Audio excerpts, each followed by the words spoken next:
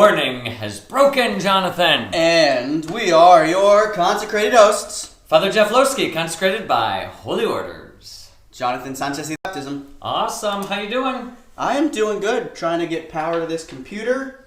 And power up. Don't make us go wee. Yeah, that'd be a shame. We already went away once. People could barely hang on. I know, but here we are. We're here. It's a Friday. It's a beautiful Friday. It's going to be hot today, but that's all right. First Friday. not the devotional first Friday, no. but it the is morning our first show Friday Friday. back. Yeah, so we have got you, FYI, probably repeat this several times throughout the morning. We've got you in several places today. So we have figured out things on our end that some of you are watching and commenting on Vimeo, and some of you are watching and commenting on Facebook, and we have figured out a way for us to see all of those comments. So here's the thing. Watch it on whatever app is easiest for you. If you're a Facebook person, watch and comment on Facebook. If you're a YouTube person, watch on YouTube, but don't comment because we can't see that. Yeah. And if you're a Vimeo person, watch and comment on Vimeo. I still prefer the Vimeo because that's the easiest, but... Well, it's certainly easiest for us, but it's not easy for everyone. And even when I was on the watching end of things, it was not easy for me. Yeah. It's easy if you're just watching, like, not live. If you're not watching this live, you just go to our parish website, you click on the thing, it's going to pull it up on Vimeo, bim bam boom, you're ready to roll. From Anne Cronstrom. Was that last night? Yeah, 11:08 p.m. Since it's an ongoing stream, it's the same link. If you comment... Got it. So she said, I got Vimeo downloaded, and hopefully I can get it for tomorrow's show. And hopefully she's here. Yay. And I see a number of folks here on Facebook. If you see me looking off to the right, that's because I'm checking our Facebook comments. If I'm looking straight ahead at you, I'm seeing all you Vimeo folks. It really is like we're starting all over. Holy moly, technology! Woo! So it is Friday, October 21st? It's August 21st. Oh my God. It's not October, is it? No, thank God it's not October. I don't know where that came from. I don't know either. You just tried to skip over my birthday. When's your birthday? A month from today. Oh, we got time. We got time. But you skipped 2 months ahead. I did. Wow, October. It is August 21st. Also, if we had this heat during October, we'd be in trouble. It's going to be warm today. It's going to be humid. That's okay. Yeah. So yesterday was the feast of Saint Bernard of Clairvaux. Kind of an older saint. You might know him as Saint Bernard. No, that's a dog. Of Clairvaux. It's a dog. Of Clairvaux walks. Clairvaux.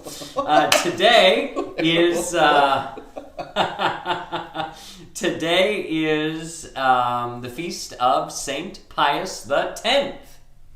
The 10th. He was the first pope elected in the 20th century. 1903, if my memory serves. I think that's what it was. My memory is nothing today. 1903 to 1914. That sounds right. Like 9-year reign. He was the first pope of the 20th century. He's most famously known for, I think, introducing communion to children.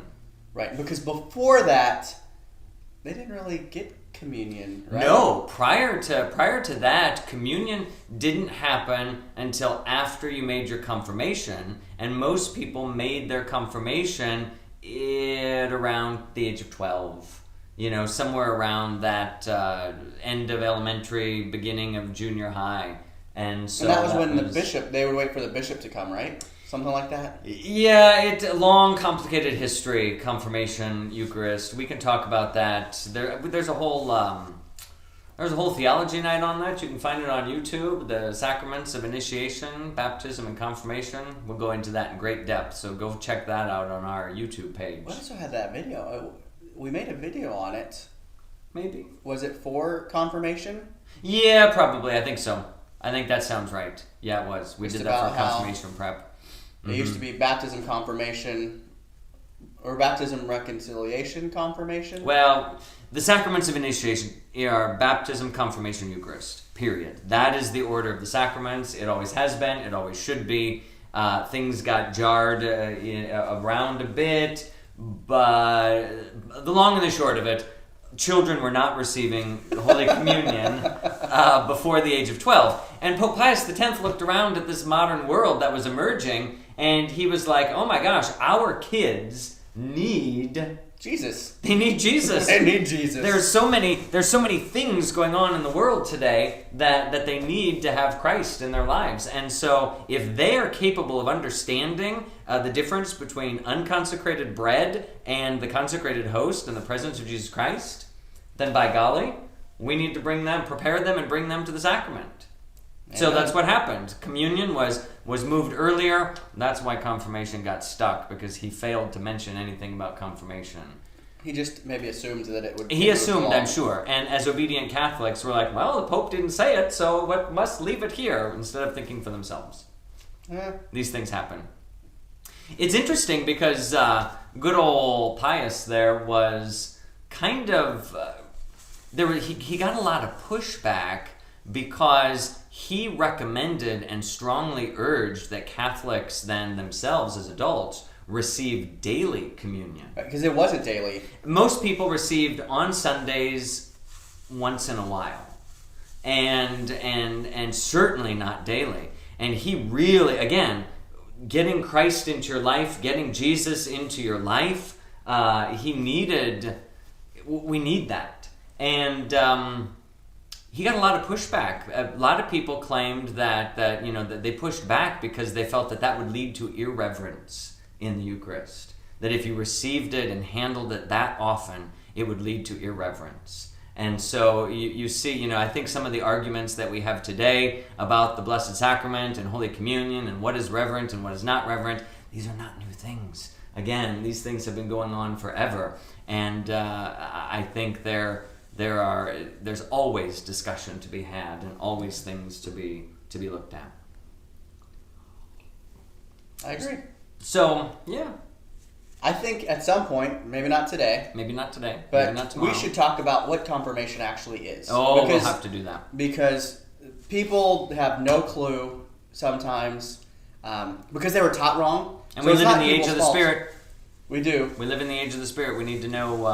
These things. And so, just to clear that up for people, because now people heard it. Well, how do you get confirmed when you're 6 or 7 before First Eucharist, and then you're making these decisions all for yourself because that's what you were taught?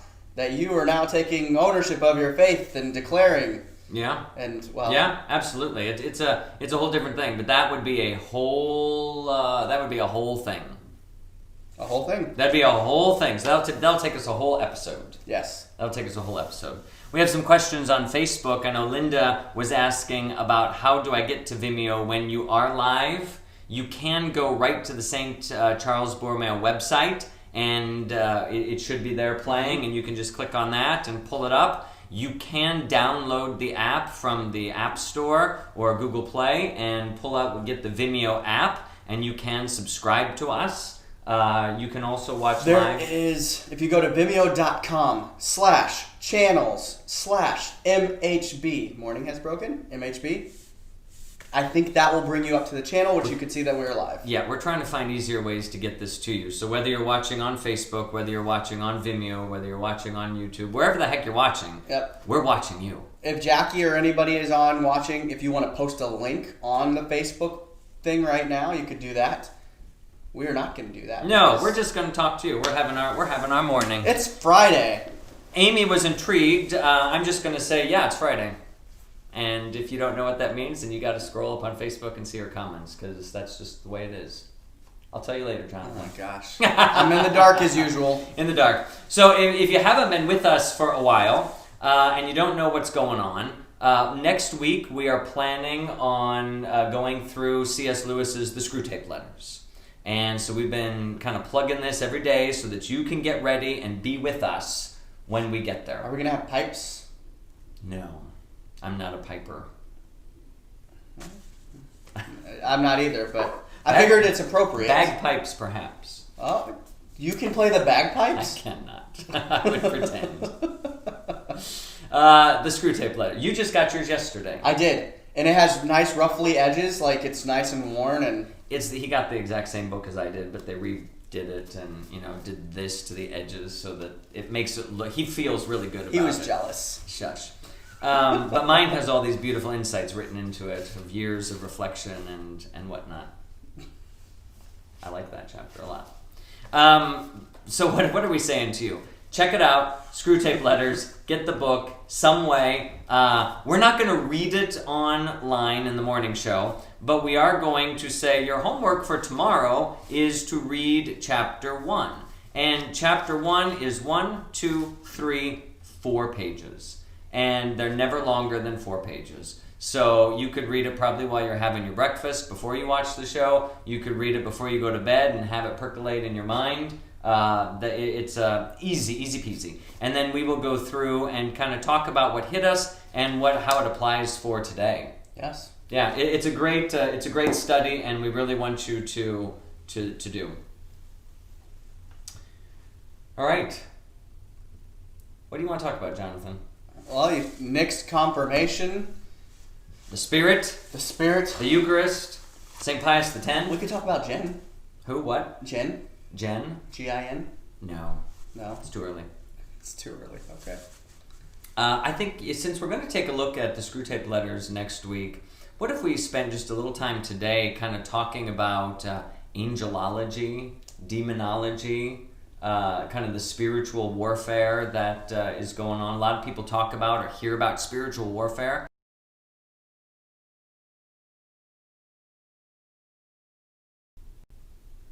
That sounds scary. How about some gin? That sounds some scary. Suzanne says she got her copy. She's excited to do this with us, so good to hear that. Where is the book to order? It was on Amazon. You can get Jonathan it next day got delivery. his on Amazon and got next day delivery on it. It might be, it's a common book, so it's stocked in bookstores. Mm-hmm. So if you do have a local bookstore that you want to pop out to and see, they probably have a bazillion watchers. And so having that many copies, I don't know. But you could probably find it still on Amazon. Right. And it's next day delivery because I have Prime. Sure. But you should have it in plenty of time, no matter where you order it from. Mm-hmm. So I would look on Amazon, or if there's a favorite bookseller that you have, or if you want to head out to your local bookstore, check it out there. I think we still have a Barnes & Noble here in Omaha. We do.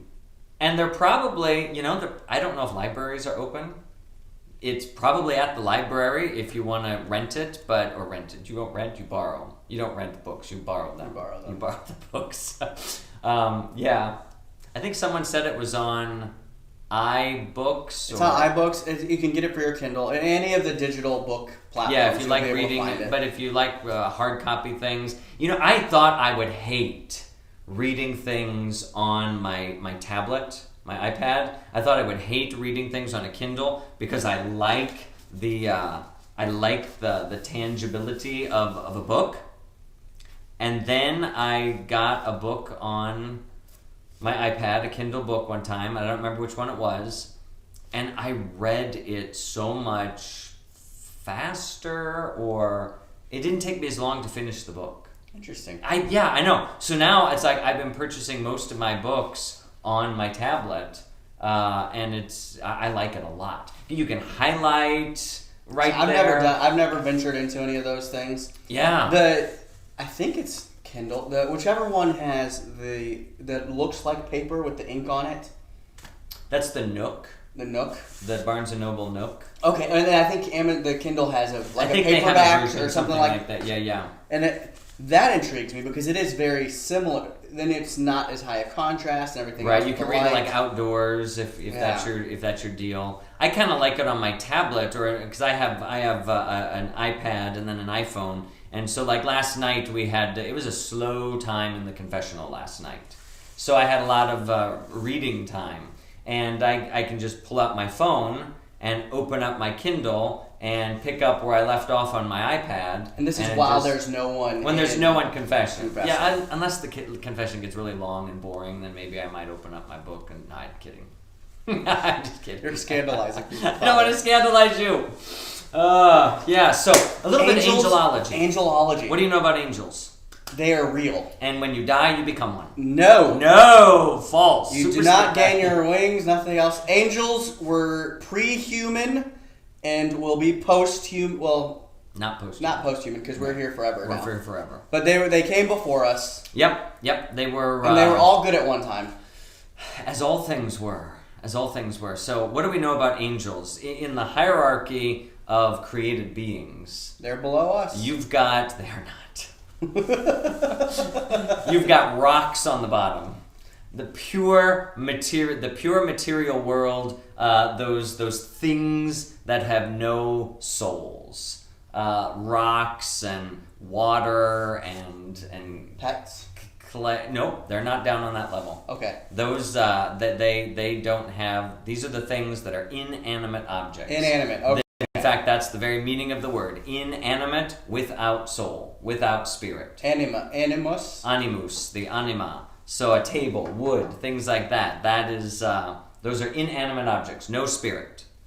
Then there are those things that, this is kind of St. Thomas Aquinas' hierarchy of being, those things with vegetative souls. The spirit that allows something to live. So your plants, your trees, your grass, your philodendron, your flowers, these are things that are vegetative. So clearly philodendron? Yeah, it's a plant. Of all the plants, picking philodendron. Cactus. There you go.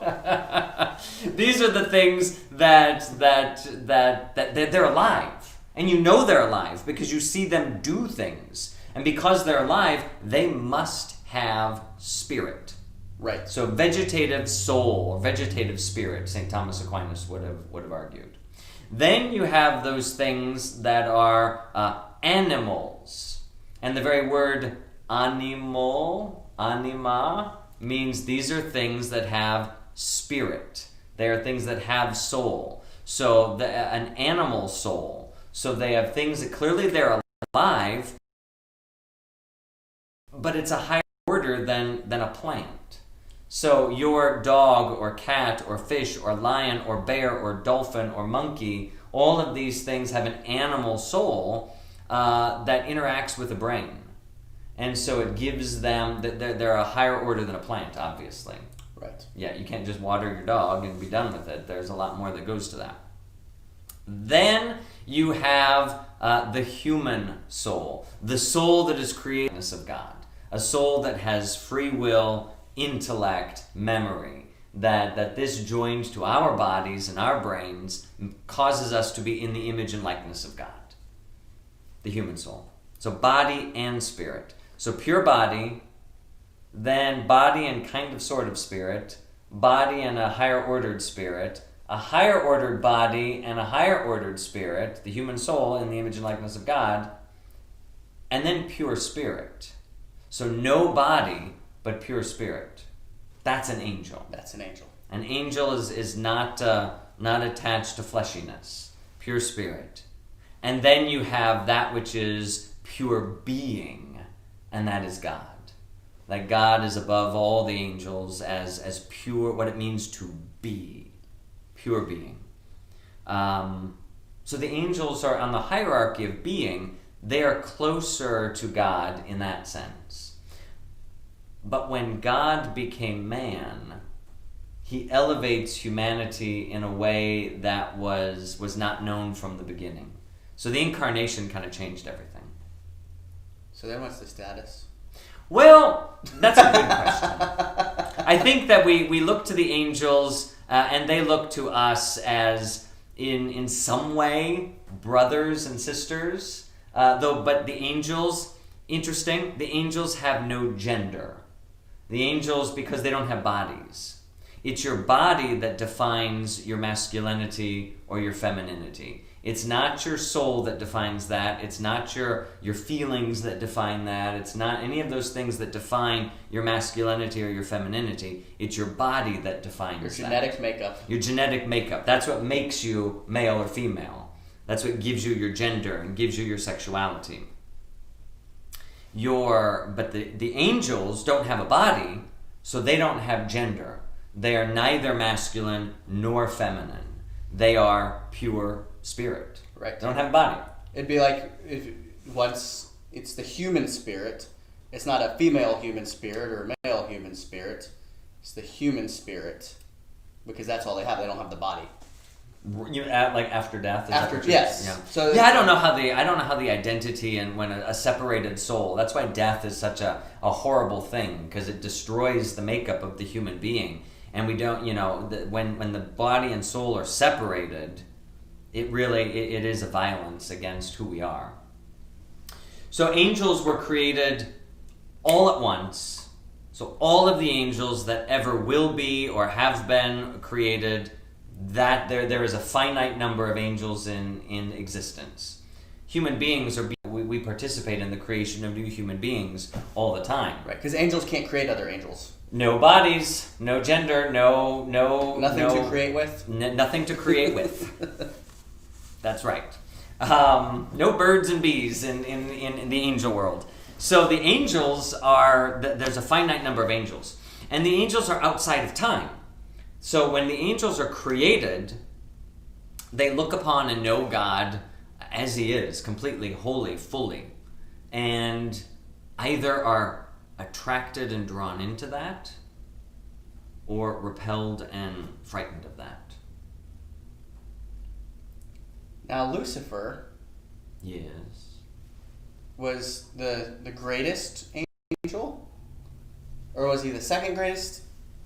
He was up there. So the tradition of the church in talking about then the fallen angels.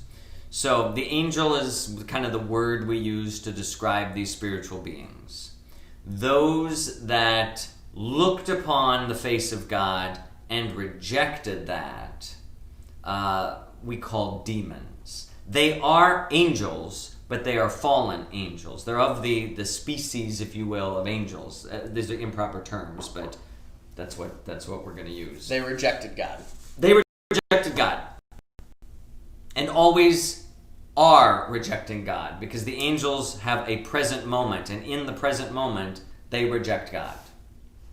And there's no way of changing their minds, because there's no other time. They exist in a now moment. And so for the now, the angels right now reject God. And every now moment, the angels are right now. That eternal no echoes through our time. And we're going to talk more about that when we get into the Screwtape Letters, what time and eternity and all of that. So get your brains ready. Get your brains ready. Yeah, we'll warn you when those mornings are coming. So Lucifer, the name Lucifer literally means the light bearer, the one who is light. And so it was kind of thought that Lucifer was among the greatest and most beautiful of all of the creatures that God made. And God loved Lucifer and his creation and who he was.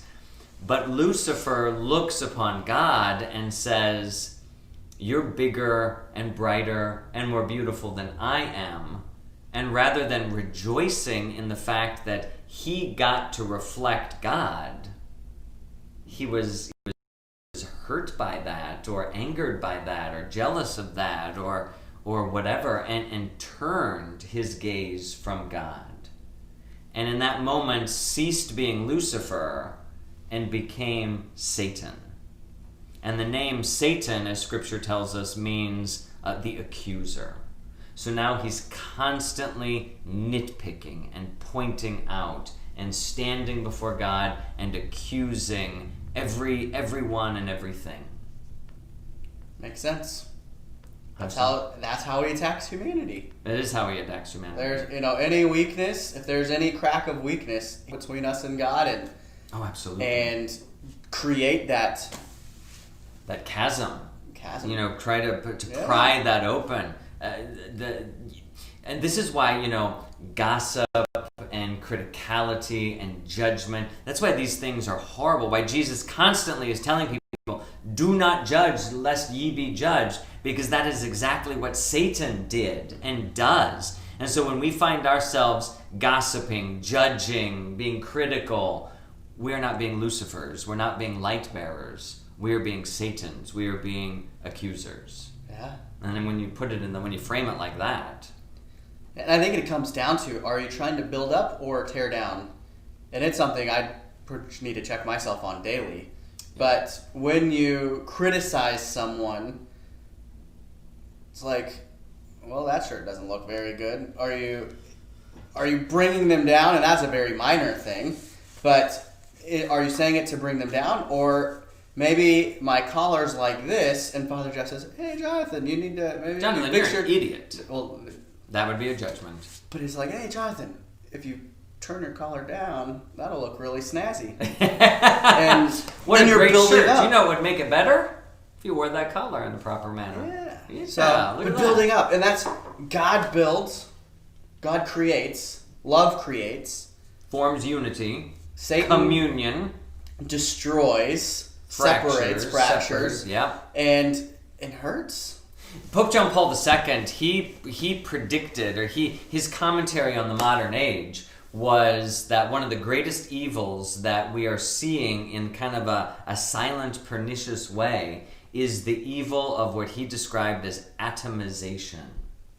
And if you know an atomizer, it's one of those little like perfume bottles where you put the liquid in and then it's got that puffy little pss, pss, pss, pss, pss, pss, or even a spray bottle. So you take this liquid that's all together, and when you atomize it, you mist it out into these itty-bitty tiny little droplets, and what happens? It practically disappears.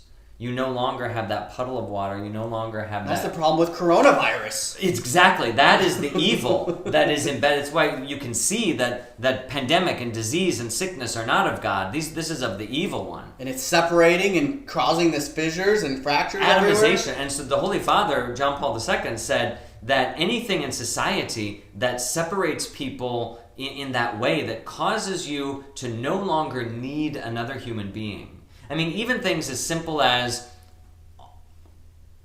I don't want to get moralistic and judgy, but even things like automated ATM machines, self-checkout stations, internet shopping, all of these things that separate you from human contact, where you no longer see the person that is providing you the service. You no longer see a human being there. You no longer, the further we get from one another, the more we fail to see humanity, and we more easily sin against one another. Well, I am more convinced now than ever that COVID-19 then is straight from the devil. Look at how it has separated, caused fear, has bred division, has pulled people apart. Isolation. Everything you just mentioned, coronavirus has done. The atomization of society. It is a great danger. So the evil one wants to get in there and tear us apart. So in the choirs of angels, as it were, the fallen angels, Satan is the accuser. There are all those others that have fallen with him. But there's always hope. Though the angels rank higher than us, as it were, in the spiritual realm, it does not mean they are more powerful than us. Mary stomped the devil in the head. Satan is not the equal of God. Michael, the archangel, is the equal of Satan. That Satan is not on the level of God. He is on the level of all the other angels. And Mary was raised up as queen of angels, queen of heaven and earth. So, and I think this is what really perturbs the evil one. And some would say what caused his fall is that in looking into the mind of God, he saw in God the willingness to take on a human body one day, if need be, and become human himself. And Satan looked at that and said, how foolish and humiliating and downgrading. And he hated the incarnation, which is why the evil one hates the Virgin Mary and Jesus Christ and humanity, because God stooped from pure spirit to be flesh. And Satan saw that as a repugnantism, as it were. Yeah. Well, why would an all-powerful ruler do something like that? He has no power. And we'll remember that Satan, the evil one, is the father of lies. So he wants you to believe that he's stronger than you. He wants you to believe that he's powerful, but he only has the power that you give him. So if you give him no power in your life, if you turn and keep your eyes fixed on Jesus Christ, you will only know goodness, and you will only know communion and blessedness. Amen. So that's what you got to look for. We're going to go down this path and really dive in. So get yourself the Screwtape Letters I have in whatever questions version. about angels still, Father. Well, we've run out of Guardian time, angels, Jonathan. all I these know, things. we've got so many things that we can talk about. So the slate is full. We will spend our next several weeks going through all of this and preparing for spiritual warfare. Yeah. All right. Sounds good. Have yourself a great day and a good weekend. A hot, humid weekend, but it should be good.